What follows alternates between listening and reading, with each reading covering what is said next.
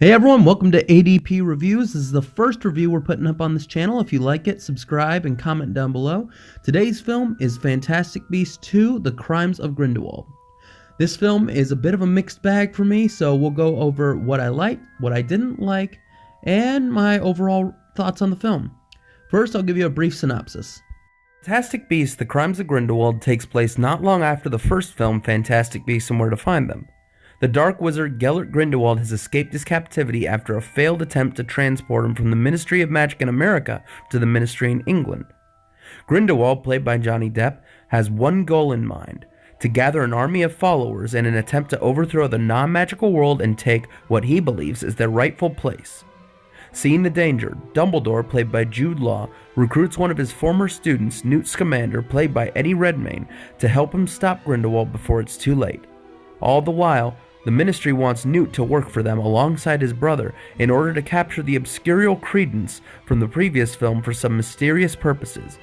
Newt, however, doesn't want to get involved with any of this and just wants to look after his true passion, magical creatures. Will Newt pick a side? Will Grindelwald gather an army to overthrow the magical and non-magical worlds? But more importantly, is the film good? Well, let's talk about what I like and what I don't like. One thing I like is the cast. Each of the actors do a very good job, especially Eddie Redmayne as Newt. He's just such an awkward, shy character, but he's just got such a charm to him that just makes him one of the most likable characters in the Harry Potter universe. I'm serious, anytime this guy is on screen, I just smile.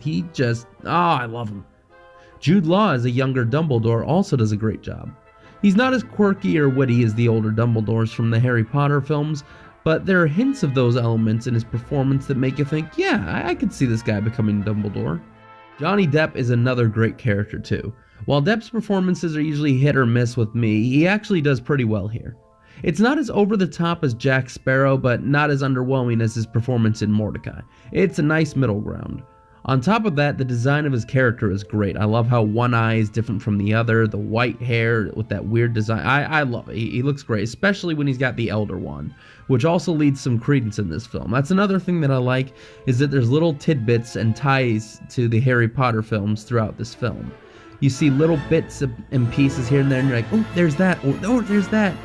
And while some people might see this as just like, oh, they're just teasing us with things that we know we're already going to see in the later film, it's still nice to see them. So what else do I like? It's pretty funny. Not hilarious by any means, but most of the jokes hit the mark.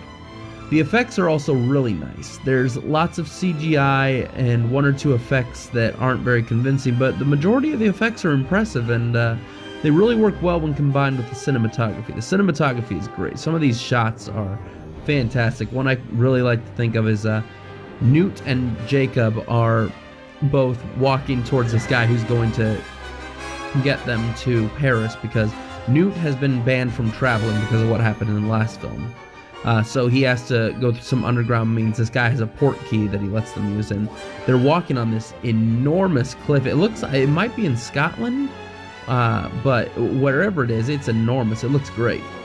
The music is also really good. The music is composed by James Newton Howard, who's done work on films like Batman Begins and The Dark Knight and The Fugitive, and I believe Peter Jackson's King Kong.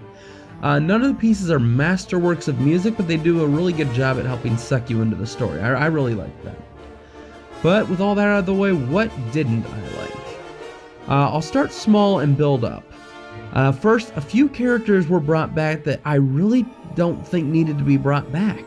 Jacob Kowalski, who's played by Dan Fogler, and Queenie, played by Alison Sudol, both returned from the first film. But to be honest, while I like these two, they don't seem to have too much of a purpose here. Their story was more or less complete in the first film. Second, the film is dark. I don't mean dark that like the film had too many dark moments, although there are a few. I mean that it's literally too dark. A lot of this film takes place at night or in dark places, and for some reason the filmmakers think it's a good idea to make the already hard to see characters even more hard to see. It's the same problem I had with the Half-Blood Prince. Just turn a light on, you guys.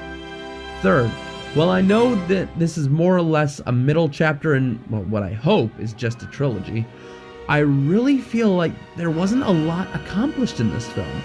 It's odd because there's a lot of plots being juggled in this film, but most of them have pretty low stakes, like the subplot with Newt and his little love triangle, or Jacob with Queenie, although that one does have a bit more payoff towards the end, and a bit of a cliffhanger there too. But the biggest complaint that I have with this film is it gets way more complicated than it needs to be. I won't spoil anything here, but in the third act, we get hit with a truckload of backstory and exposition. There's stuff about who Credence really is, a wife being seduced with the Imperius Curse, a family tree backstory on the Lestrange family. It's just really confusing. I'm a fan of the franchise and its lore in Harry Potter, but even I found this confusing. And I've researched a lot of this stuff because it's something I enjoy. I've gone into this stuff and looked at the lore, but it's still really confusing. And like I said, I'm a fan. So I feel like casual audiences who aren't like huge fans of the series and franchise might get totally lost here. But with all that out of the way, what do I think of the film? Well, I can't call it a great film, but it's not terrible either, by any means. I think it's good and competently made, but it does have some big issues that I think if they were in the first film, the first Fantastic Beasts, were a lot smaller there and not as noticeable. But I think if you're a big Harry Potter fan, you'll enjoy it, but if you're just seeing it as a casual viewer, you might not enjoy it. I give Fantastic Beasts: The Crimes of Grindelwald 3 stars. Not a terrible film, but I did expect more from a film set in the Harry Potter universe. But what did you guys think? Let me know in the comments. Go check out the film, see if it's a magical experience or a dumble dud.